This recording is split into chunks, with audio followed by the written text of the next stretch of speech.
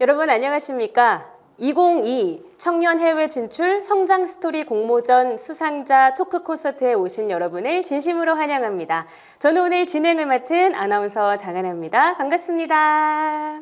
오늘의 토크 콘서트는요, 청년 해외 진출 성장 스토리 공모전에서 우수한 성적으로 입상한 수상자분들을 모시고 해외 진출에 대한 다양한 경험과 노하우들을 들어보기 위해서 마련을 했습니다. 해외 취업 준비하고 계시는 분들 많이 계시죠? 그런 여러분들께 아주 큰 도움이 될 것이라고 생각이 듭니다. 자, 그럼 본격적으로 시작을 하기 전에 청년 해외 진출 성장 스토리 공모전이 어떤 공모전인지 간략하게 소개를 드리도록 하겠습니다. 해외 진출 경험자들의 해외 진출 도전 계기와 그 과정, 그리고 이를 통해서 성장된 모습, 앞으로의 진로와 꿈, 미래 계획 등 해외 진출 경험 전반을 주제로 한국산업인력공단이 주최한 공모전인데요. 세계로 도전한 청년들의 노력과 성장, 결실과 미래를 응원하기 위해 진행이 됐습니다. 자, 그럼 본격적으로 청년 해외 진출 성장 스토리 공모전 수상자분들을 모시고 다양한 이야기 나눠보도록 하겠습니다. 자, 오늘 토크 콘서트는요, 해외에서 3분, 국내에서 1분 참여를 해주셨는데요. 해외에 거주하고 계셔서 영상으로 만나볼 수상자분들 소개하겠습니다. 투기 부문 최우수상 독일에 거주하시는 최문철 님입니다. 안녕하세요. 자기소개 부탁드립니다. 안녕하세요. 저는 청년 해외 진출 성장 스토리에서 이번에 최우수상을 받게 된 최문철이라고 하고요. 현재는 독일에서 건축가로 일을 하고 있습니다. 네, 성장 스토리 공모전 참여를 하게 된 계기가 궁금합니다. 저는 이 공모전을 참여하기 전에 사실은 굉장히 많이 고민을 했었습니다. 왜냐면 이제 나이가 만 37이거든요. 그래서 과연 내가 아직도 청년인가 아닌가 라는 생각이 조금 들어서 고민을 했었는데, 그래도 저의 이야기가 많은 분들께 도움이 될 수 있다고 생각을 해서 참여를 결심하게 되었습니다. 국내가 아닌 해외로 취업을 하셨는데요. 해외 취업을 하게 된 계기가 있을까요? 저는 대학생 때부터 건축을 공부하면서 언젠가는 한번 해외에 나가보고 싶다 이런 생각을 자주 했었던 것 같아요. 그래서 학생 때도 그렇고 해외 취업에 대한 해외 유학 그리고 해외 취업에 대한 꿈을 항상 꿨던 것 같습니다. 그래서 어떤 확실한 계기 뭐 이런 거가 있다기보다는 그냥 자연스럽게 막연하게나마 해외 취업을 하고 싶다, 해야지 이런 생각을 가졌던 것 같습니다. 해외에서 생활하는 점 녹록지 않을 것 같습니다. 힘든 점을 꼽자면 어떤 게 있을까요? 아무래도 가장 어려운 것은 언어, 그리고 제 모국어가 아닌 독일어를 써야 한다는 점이 가장 어렵고요. 그리고 먹는 거, 한국 음식이 너무 그리워요. 이 2개가 가장 힘든 것입니다. 반대로 해외에서 생활하면 이런 점은 참 좋다 하는 점, 좋은 점 어떤 게 있을까요?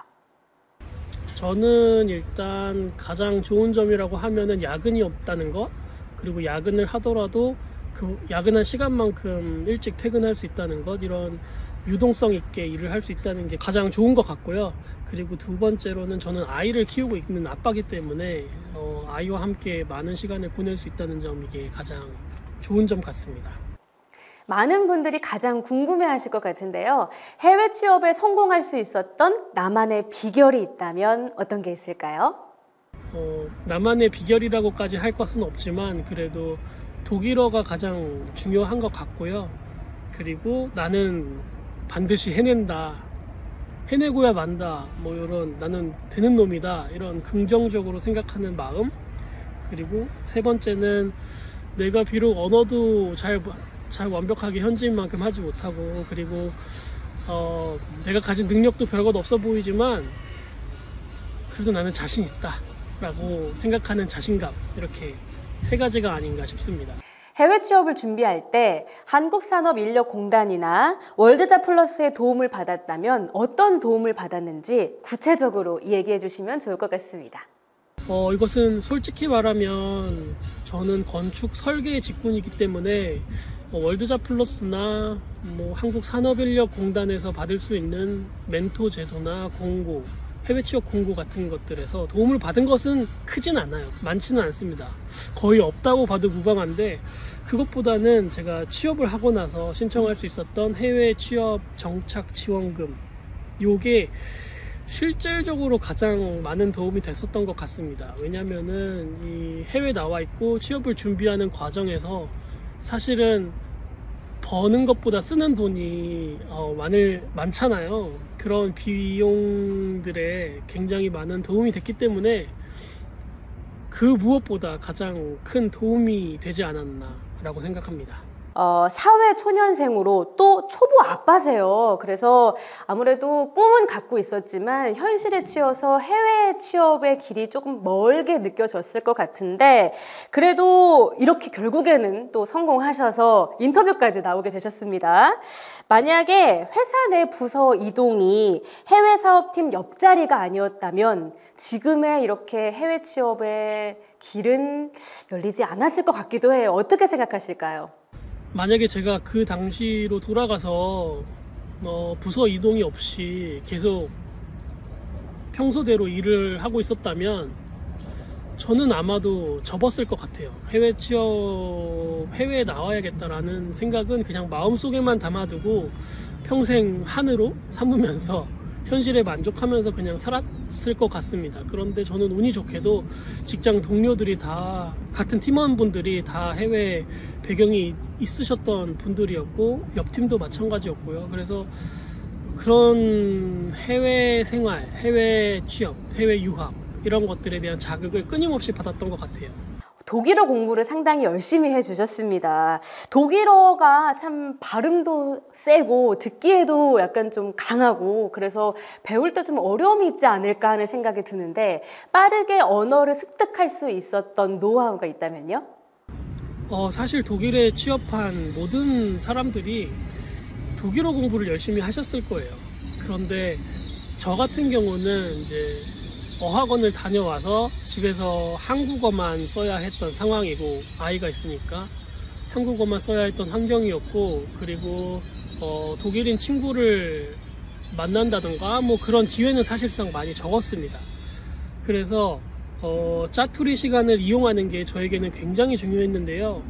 유모차를 끌고 아이를 산책시키러 나갈 때 이렇게 쪽지에다가 내가 잘 안 외워지는 단어들, 그리고 외우고 싶은 문장들, 이런 것들을 써서 중얼중얼 하면서 유모차를 끌었던 기억이 납니다.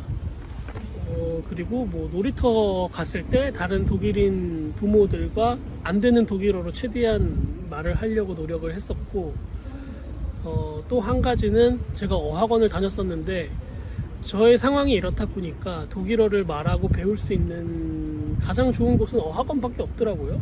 그래서 그 어학원 수업에 최대한 집중을 하고자 노력을 했고 열심히 했습니다. 생각하시기에 커리어를 쌓을 때 이게 참 중요하다 생각하는 부분이 있다면 어떤 게 있을까요? 이것은 한국이나 독일이나 똑같은 것 같아요. 커리어를 쌓는 데 있어서 가장 중요한 것은 결국은 회사와 나, 그리고 동료 간의 신뢰인 것 같고요. 그리고 여기 독일에서 이 신뢰를 받기 위해서는 일단 기본적으로 언어가 돼야 되고, 그리고 동료를 생각하는 마음이 있어야겠죠.